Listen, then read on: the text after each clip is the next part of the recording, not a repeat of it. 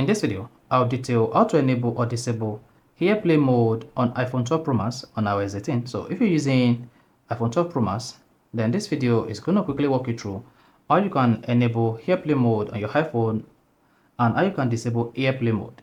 So if you're new to this video, you found this video helpful and informative, please don't forget to like and subscribe.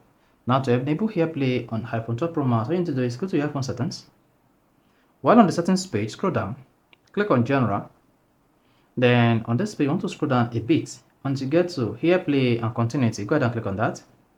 Now once you selected AirPlay and Continuity, select Automatic AirPlay and make sure your iPhone AirPlay and Continuity is set to Automatic AirPlay.